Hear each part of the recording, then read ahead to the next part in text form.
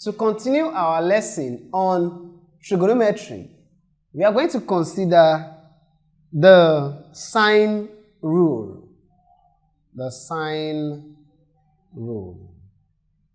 And what does this sine rule state? Sine rule states that the length of each side of a triangle is proportional to the sides of the angle opposite it.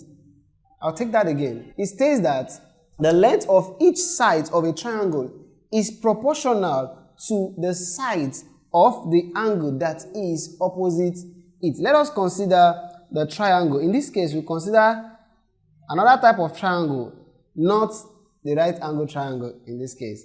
So, let's consider this triangle. And this is A, this is B, and this is C. Of course, this side is going to be our side B, this side C, and this side is side A. Let us call this point D. Is that okay? So mathematically, the sine rule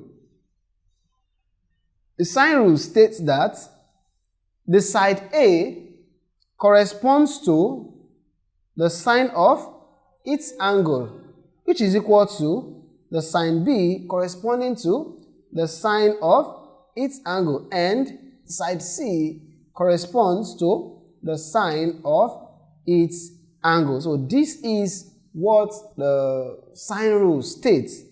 Now, this sine rule particularly has its application when two sides and an angle is given. Like in a question, if you have two sides and an angle, then we can use the sine rule to find the corresponding side of the angle given. Is that okay?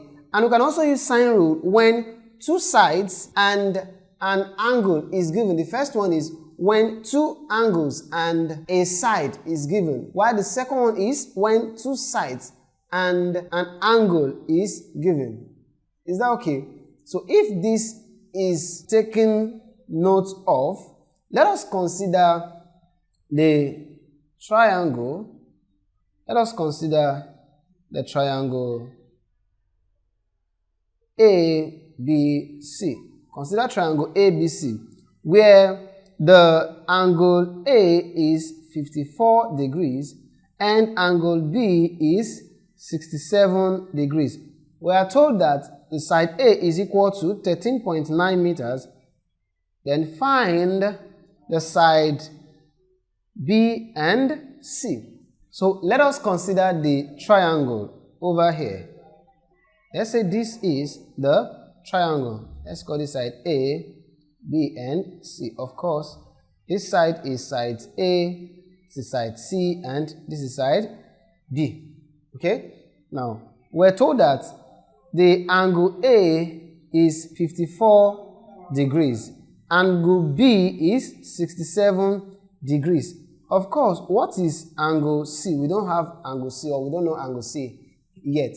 We are asked to find B and C. But from the triangular law, which states that the sum of angles in a triangle is equal to 180 degrees, we can say angle A plus angle B plus angle C must be equal to 180 degrees. Why?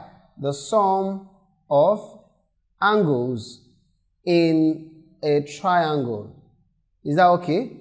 So what are sides A and B? Sides A and B, we have 45 degrees plus 67 degrees plus angle C equals 180 degrees. And if you're still following, you realize that angle C is equal to 180 degrees minus 121 degrees, which gives us 59 degrees. So this other angle is equal to 59 degrees.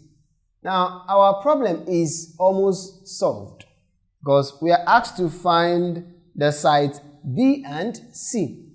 So we can relate the sides together. We know the complete side A because A gave us from the question 13.9 meters. So we have 13.9 meters as our A. So A from sine rule over sine A is equal to, in this case, do we have B? No, but we have angle B. So we can say B over sine B. Is that okay?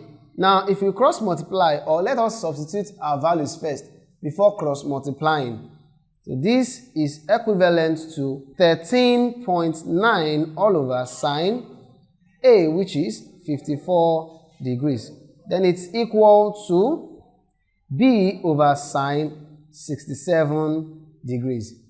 Is that understood? So if we cross multiply, if we decide to cross multiply, we have that B is equal to 13.9 times sine 67 all over sine 54.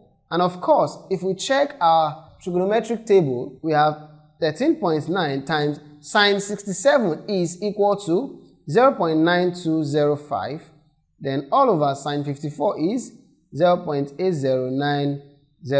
And if you punch this in your calculator, you have that side B is equal to 15.82 meters. Sine B equals 15.82 meters. Now, since we have side A and side B respectively, we can calculate our side C from there. So if we consider this ratio, we can consider A over sine A equals C over sine C. Or we can consider B over sine B equals C over sine C. It will still give us the same thing. I'll decide to use this one over here. So, but in your free time, you can check if the answer we get from this calculation will be the same thing with what you will get. Is that okay? So you can consider, or you can confirm that later. We have that B is equal to 15.82 meters all over sine B. Of course, it is sine 67 degrees is equal to, I don't know, side C. So I'll say C over, but I've calculated my angle C, which is 59 degrees.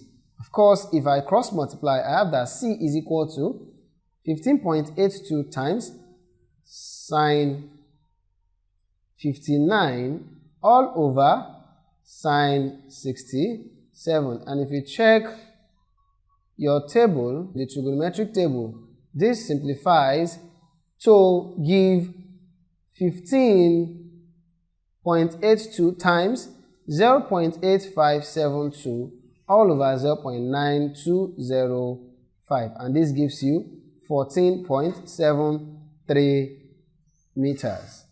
Now, with this, we've calculated for our side C and side B as required in the question. With this, we've come to the end of the class on the sine rule. In our next class, we will solve more examples on sine rule, as well as move over to the cosine rule. So if you have questions for me, you can keep them coming, bring them in as I will solve them and send you the answers. So see you in our next class.